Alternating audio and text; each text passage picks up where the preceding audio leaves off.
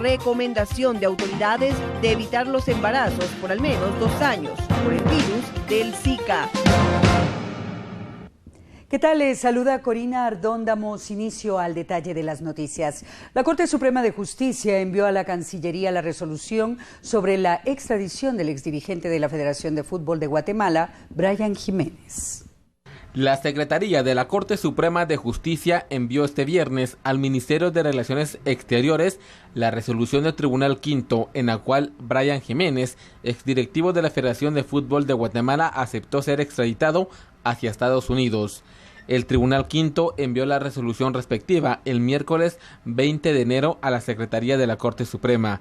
Esta trasladó a Cancillería este 22 de enero el expediente de Jiménez para que se coordine con la Embajada Norteamericana, el Sistema Penitenciario y el Ministerio de Gobernación la extradición respectiva. En los próximos días, el exdirectivo de la Fedefútbol podría ser entregado a Estados Unidos. El 13 de enero, Brian Jiménez aceptó ser entregado a la justicia estadounidense para responder por su presunta participación en actos de corrupción en FIFA. Reporta para TN23 Alex Álvarez y Hugo Morales. Y en otro orden de noticias, una solicitud de antejuicio en contra del ministro de la Defensa, Williams Mansilla, por los delitos de abuso de autoridad e incumplimiento de deberes, revelación de secretos y resoluciones violatorias a la Constitución de la República, fue presentada por la fiscal general del Ministerio Público, la licenciada Telma Aldana.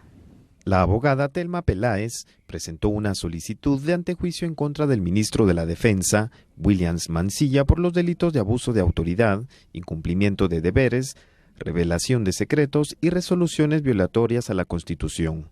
Según la denunciante, el funcionario entregó sin autorización judicial documentación que presentaron en el caso donde 11 militares retirados, conocido como Creo en Paz. Por su parte, Hugo Rodríguez, vocero del Ministerio de la Defensa Nacional, informó que no se ha recibido la notificación de la solicitud de antejuicio. No hemos sido notificados oficialmente, esperamos que nos notifiquen en los próximos días. Asimismo, estaremos haciendo un análisis del mismo con el Departamento Jurídico del Ejército de Guatemala. Después del presente análisis, pues daremos la postura de lo que es el Ministerio de la Defensa Nacional. Esta documentación, que supuestamente Mansilla entregó a fiscales del Ministerio Público sin autorización de juez, no fue aceptada por Claudette Domínguez en la audiencia de primera declaración de los 11 militares. Y en el juzgado segundo de mayor riesgo dio inicio la imputación de hechos en contra del exalcalde de la ciudad de Antigua Guatemala y 10 personas más señaladas de actos de corrupción. El Ministerio Público inició con la imputación de hechos en contra de 11 personas, sindicados de haber participado en una red de corrupción que sustrajo más de 20 millones de quetzales de la Municipalidad de Antigua Guatemala a través de la adjudicación de servicios que nunca prestaron, según la pesquisa del ente acusador.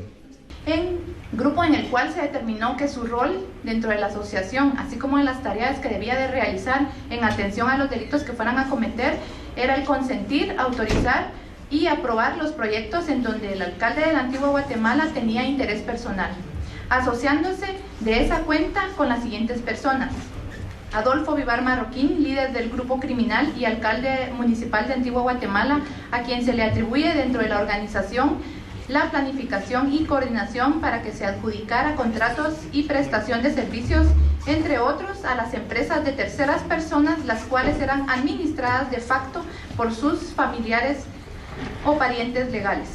La fiscal del caso, Xiomara Sosa, detalló diversas cantidades de dinero que los sindicados cobraron por contratos anómalos. Fueron pagados a través de la cuenta única del Tesoro de la Municipalidad de Antigua Guatemala las siguientes cantidades: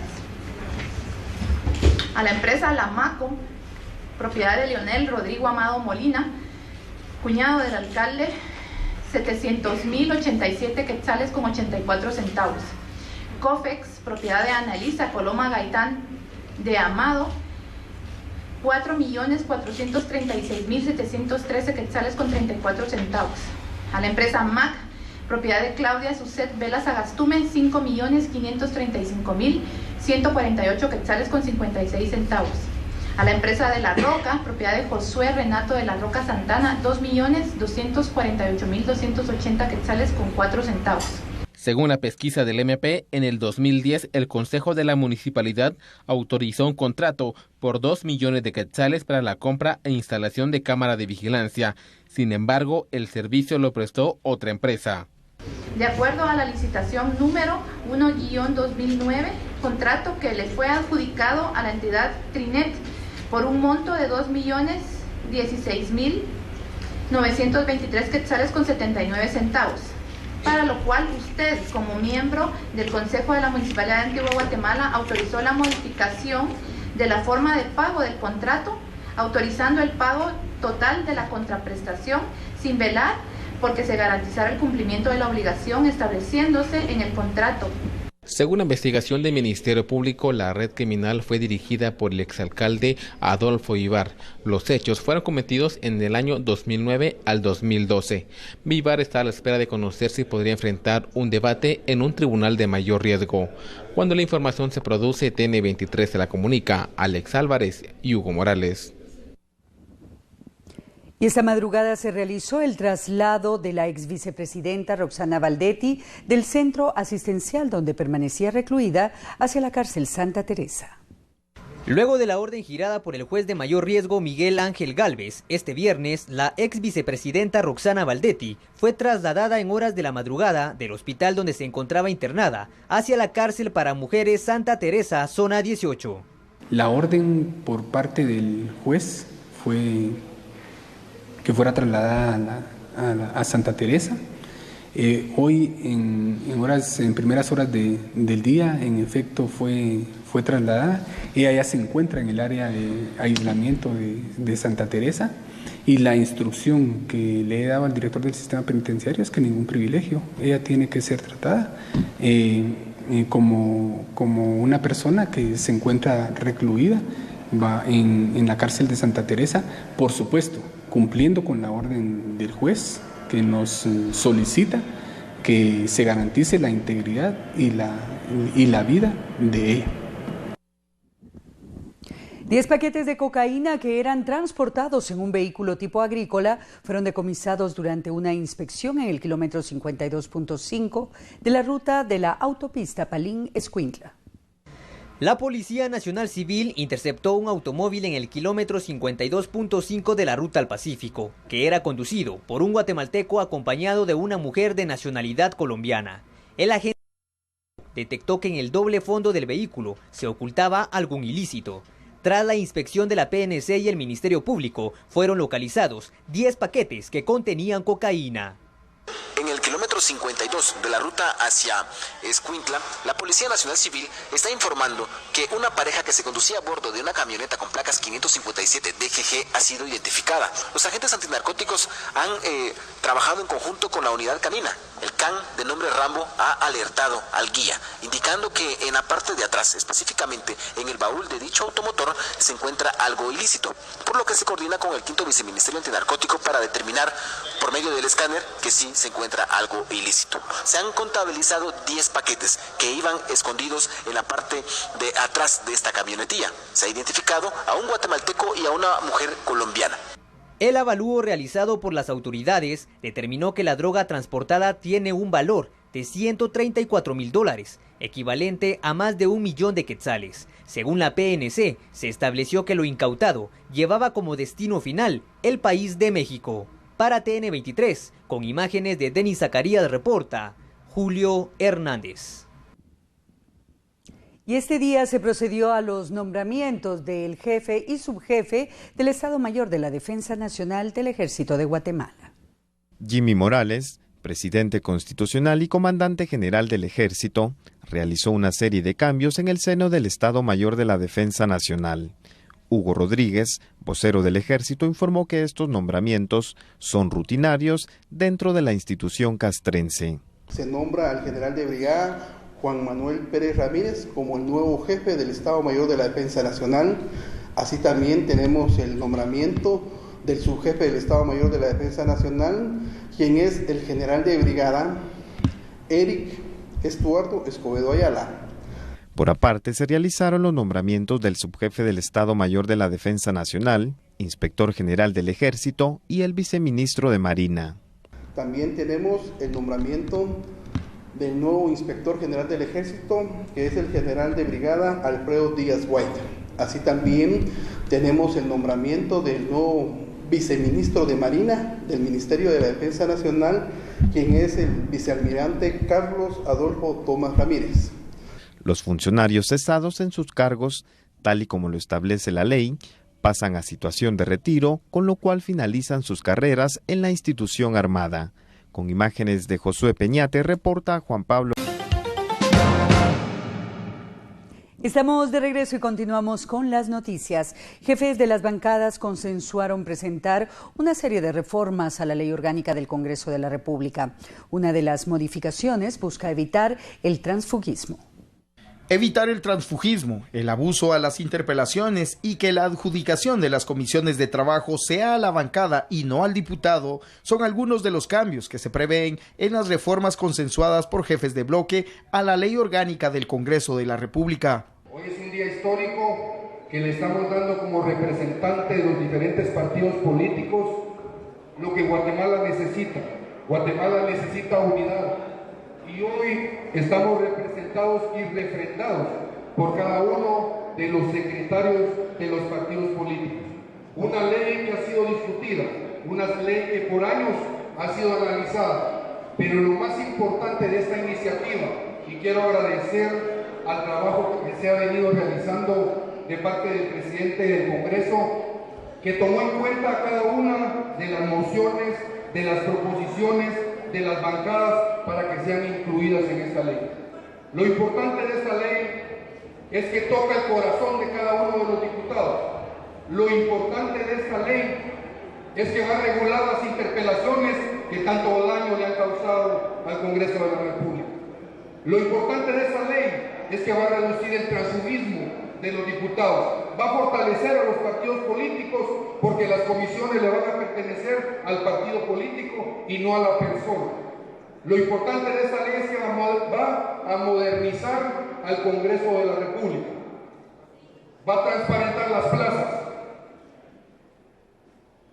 y va a permitir que cada uno de nosotros como diputados realicemos un buen trabajo en el hemiciclo parlamentario.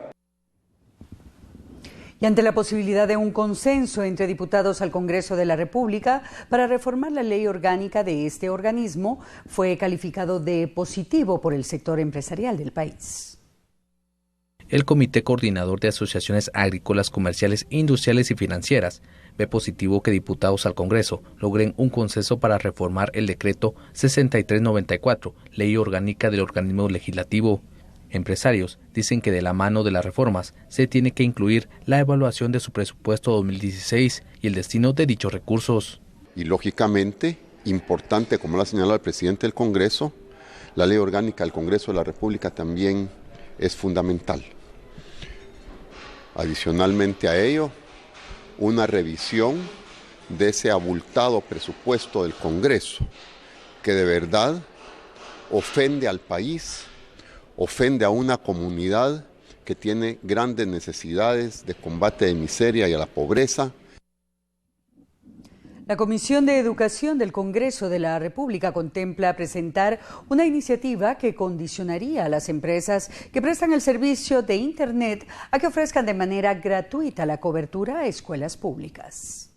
Partiendo de la información que en la región centroamericana algunos países alcanzan hasta un 80% de cobertura de Internet en centros educativos públicos, diputados al Congreso de la República analizan presentar una iniciativa que modifique la ley de telecomunicaciones para condicionar el otorgamiento de bandas a cambio de brindar servicio de Internet en centros educativos públicos. En Guatemala, de 32,000 escuelas e institutos del sistema público educativo, solamente 163 cuentan con el servicio de Internet. Nos ha estado informando, de acuerdo a la estadística de más de 32,000 establecimientos educativos que tiene el Ministerio de Educación, que 4,000 establecimientos tienen laboratorios de cómputo y 163 de los 32,000 tienen acceso a Internet. Eso es preocupante cuando el Congreso de la República le ha otorgado a empresas de telefonía o de Internet estos sistemas o bandas para poder operar en el país y que han sido insignificantes los aportes que han dado en función al erario público. Nos parece una propuesta muy interesante y ojalá se logre concretar. Hacía una presentación en donde se mencionaba que hay de los 32,000 edificios escolares que tenemos, 4,000 tienen alguna posibilidad de contar con laboratorios de computación y solo 163 tienen acceso a Internet. Obviamente es una realidad triste y una iniciativa como la que plantea el diputado García sería extraordinariamente importante para poder darle la oportunidad a los niños y a los jóvenes que están en centros educativos públicos de tener acceso a Internet. 1.800.000 niños y jóvenes no cuentan con cobertura educativa por carencias en el sistema. Entre las necesidades destaca la infraestructura y la falta de recursos para mejorar los programas de aprendizaje, entre otros temas. El titular de Educación, Óscar Hugo López, dijo que ha encontrado una cartera con diversas carencias. López indicó que ampliar la cobertura es una de sus prioridades, tomando en cuenta que actualmente el sistema educativo no da cobertura en todos los niveles. El funcionario agregó que solo 4 de cada 10 niños de edad en asistir a preprimaria asisten a clases y a nivel primario 7 de cada 10. Tenemos una población de niños, jóvenes y adultos que están fuera del sistema. Suman 1.800.000 los niños que están y jóvenes entre 13 y 24 años que por alguna razón han estado excluidos del sistema educativo formal. Por lo tanto, haremos nuestros mejores esfuerzos por crear modalidades alternas que permitan que con pocos recursos podamos llegar a más población. De esa cuenta generaremos proyectos especiales para desarrollar este eje.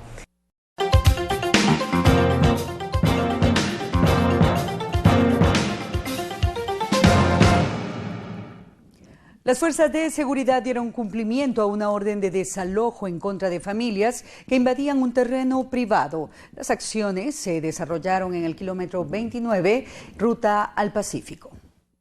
150 familias que invadieron hace 10 meses un terreno de propiedad privada, ubicado en el kilómetro 29.5 de la carretera al Pacífico, en el municipio de Amatitlán, fueron desalojadas tras una orden de juez.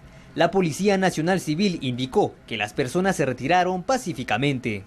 Sí, estamos en cumplimiento de una orden de desalojo emitida por el juez de Amatitlán, ya que estas personas hace aproximadamente 8 meses invadieron el terreno y el propietario presentó la documentación pertinente donde él acredita que es el propietario legítimo de este inmueble.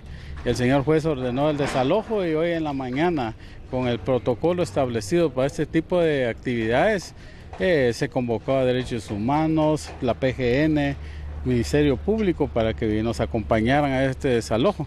Se les notificó a las personas la orden del juez y accedieron voluntariamente. Algunas de las personas mostraron su tristeza, indicando que no sabían a dónde ir. Pues vino una señorita del Ministerio Público, por el cual aquí se encuentra, que había una orden de desalojo. Bueno, toda la gente de aquí ahí sí que nos vamos tristes, porque como lo ve, aquí solo gente humilde hay.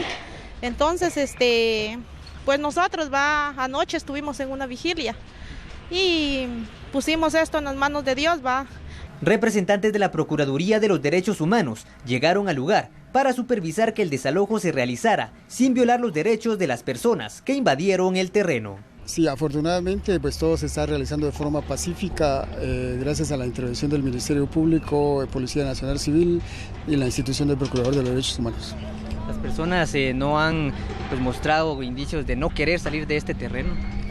Ellos han sido notificados previamente, hace aproximadamente un mes, por medio del Ministerio Público.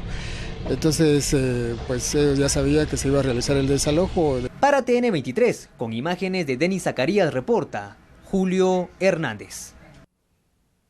Autoridades de la Municipalidad Capitalina indicaron que fue ampliada la cobertura que presta el servicio del Transmetro. A partir de este sábado 23 de enero, quedará habilitada la ampliación del servicio de Transmetro, extensión Zona 2. Ahora contará con un nuevo recorrido hasta el Hipódromo del Norte, informaron autoridades de la Municipalidad de Guatemala. El horario de atención será de lunes a viernes de 6 de la mañana a 7 de la noche y sábados y domingos de 7 a 7. La extensión del Transmetro hacia Zona 2 contará con 4 paradas, siendo estas Estación Asunción, Hipódromo del Norte, Simeón Cañas y la Estación Jocotenango. Con esta ampliación en el servicio de Transmetro, son un total de 5 las rutas que benefician a millones de guatemaltecos. Comerciantes y personas que acostumbran realizar sus compras en el mercado central no esperaban la visita del presidente de la República, Jimmy Morales. Sorprendiendo a los vendedores del mercado central en el centro histórico, el presidente de la República, Jimmy Morales, llegó al lugar para consultar algunos precios de los productos de la canasta básica. El mandatario Morales dio prioridad a los precios de la carne, tomando en cuenta que es uno de los productos con el precio más elevado. Platicamos sobre la necesidad que teníamos de tener la cercanía con los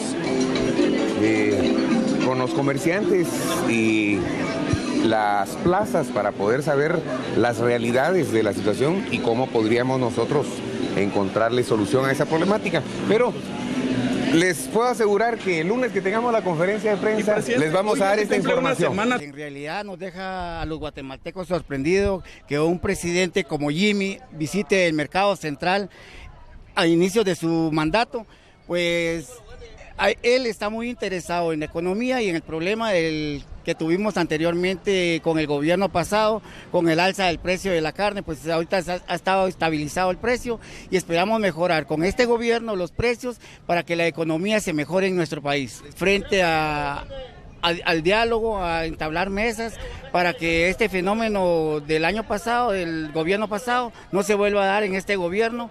Creo que tiene buenas intenciones para ayudar a la economía del país. La baja en los precios de los combustibles ha mejorado, pero en relación a la exportación del crudo, el panorama es negativo, indican miembros de la Cámara Empresarial de Comercio. Miembros de la Cámara Empresarial de Comercio y Servicios, CECOMS, dicen que la baja en los precios de los combustibles ha mejorado el consumo de los guatemaltecos. En torno a la exportación de crudo, el panorama es negativo, pues el barril de petróleo guatemalteco se cotiza en $20, lo cual impacta en el ingreso de impuestos por dicho producto. Primera cosa positiva que tenemos de ese precio a la baja es que el guatemalteco puede tener un remanente en su presupuesto que antes lo utilizaba para gasolina y ahora lo puede utilizar para otros bienes y servicios, lo cual se le inyecta a otros sectores de la economía ese diferencial. Estamos viendo mayor congestionamiento de tráfico también. El parque vehicular ha subido, quien utilizaba un transporte público ahora puede optar a su propio transporte para tener un poco más de calidad en su movimiento.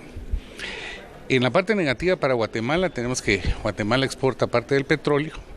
El petróleo que se produce aquí es de una calidad inferior, muy rico en azufre, entonces es castigado con los precios. Podríamos estar abajo de los $20 el barril que se está exportando a Guatemala.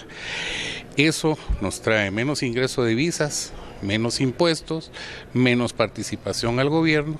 Según información de la Cartera de Energía y Minas, diariamente se producen 10,000 barriles de petróleo maya.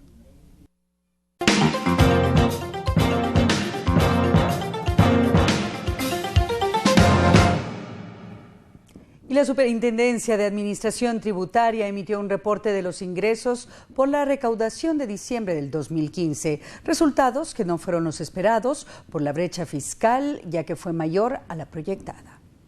De acuerdo a los resultados proyectados por la Superintendencia de Administración Tributaria para diciembre de 2015, nuevamente las metas de recaudación no se cumplieron. Se esperaba una recaudación por impuestos e ingresos tributarios de 3.904 millones de quetzales, pero la realidad fue distinta y se alcanzó un ingreso de 3.624 millones, es decir, 280 millones de quetzales menos a lo esperado. A lo largo del año pasado, esta fue la tendencia mes a mes en el reporte de ingresos para la SAT, por lo que el acumulado de 2015 deja una brecha fiscal de 4.976.8 millones de quetzales, debido a varios factores entre los que se mencionan: la variación en el precio de los combustibles, los efectos del tipo de cambio y la suspensión del impuesto a las líneas de telefonía que desde 2014 se había contemplado en el plan de recaudación. El nombramiento de un nuevo superintendente de la SAT es lo que recomiendan miembros de la Fundación para el Desarrollo Fundesa al presidente de la República, Jimmy Morales. Miembros de la Fundación para el Desarrollo Fundesa dicen que el presidente de la República, Jimmy Morales, debe nombrar de inmediato a un nuevo superintendente, luego que se diera a conocer que la recaudación 2015 alcanzó 49.724 millones de quetzales, quedando a 4.976.8 millones de alcanzar la meta proyectada. Otra de las recomendaciones es definir un directorio que impulse reformas en aduanas, aeropuertos y clasificación de personal. Primero, pues hay algunas acciones de corto plazo que se deben hacer, como por ejemplo retomar el control en los puertos, especialmente Puerto Quetzal, pero también Santo Tomás de Castilla. Segundo, el aeropuerto, que todos pues, los televidentes han visto las condiciones en las cuales está ahora el aeropuerto. Incluso veíamos una de las manifestaciones que hacían algunos de los controladores aéreos, pues eso también limita la capacidad del aeropuerto de poder recaudar a través de la aduana que está establecida en la Aurora. Pero por el otro lado es importante focalizar esfuerzos mucho más potencializados dentro de la Superintendencia de Administración Tributaria, especialmente el nombramiento del superintendente, la regularización del directorio, porque recordemos que ahí hay un impasse legal en este momento, y tampoco hubo una selección, digamos, de nuevo personal dentro de las aduanas. Y recordemos también que está pendiente la designación del superintendente de Administración Tributaria. Para el 2016, SAT prevé alcanzar una meta de recaudación de 54.000 millones de quetzales. La ratificación en el Congreso de la República del protocolo aduanero con Honduras logrará que más del 80% de la mercadería logre una circulación libre de aranceles, situación que es bien vista por el sector empresarial. El sector empresarial se mostró complacido con la decisión del Congreso al ratificar el protocolo aduanero con Honduras. El convenio elevará el comercio, turismo regional y empleo. Se espera que dicha medida sea adoptada en los próximos meses por El Salvador. El éxito que ha tenido que Guatemala y Honduras se conviertan en un territorio aduanero común es algo que en Latinoamérica o en América no existe. Entonces es realmente un logro muy importante. Esto empieza a forjar las bases para que se vayan incorporando el resto de países. El siguiente paso es El Salvador, como bien mencionabas. Creemos importante que, o dentro de las expectativas del sector exportador, es estar con una unión aduanera al Triángulo Norte antes de los próximos 12 meses. Creo que es un gana-gana para ambos países y creo que fija una barra bastante alta para el resto de los países centroamericanos de incorporarse. Recuérdate que dentro de los compromisos que adquirimos con la Unión Aduanera también está que debemos de empezar a funcionar ya como un territorio aduanero nosotros. Esperemos que el siguiente paso también sea poder abrir las fronteras con El Salvador y poco a poco se vaya cristalizando la tan esperada Unión Centroamericana. Lo vemos bajo dos perspectivas. Económicamente hablando, eso facilita mucho más el comercio entre los países de la región, derriba muchos trabas burocráticos y por lo tanto beneficia al consumidor. El Ministerio de Economía establece que la implementación de dicho convenio logrará que un 80% de mercaderías logren una circulación libre de aranceles. Durante el 2015, el Vanguard registró $800 millones en exportaciones a Honduras. Reporta José Luis de León y Daniel Collín. Un crecimiento del 10% en comparación al 2014, reporta el sector azucarero, esto pese a la caída de los precios internacionales. Pese a la caída de los precios internacionales del azúcar y el cambio climático, el sector azucarero reporta un crecimiento del 10% en comparación al 2014. El nivel de exportaciones 2015 se situó en $1.000 millones gracias a la apertura de nuevos mercados asiáticos. Pues fue un año satisfactorio. Cerca de los $1.000 millones que representó la exportación del sector. ¿Cuáles fueron los principales mercados y si fue el mismo número de producción? ¿Cuál fue la producción? Fue alrededor de 60 millones de quintales, ¿sí? Y los principales mercados, pues se ha desplazado bastante hacia el oriente. Por ejemplo, estuvimos exportando a China por primera vez, se hicieron exportaciones importantes a China continental, también a Taiwán en base al tratado de libre comercio que tenemos con ellos. ¿De cuánto es el porcentaje en promedio? Más o menos ha de haber subido un 10% la producción.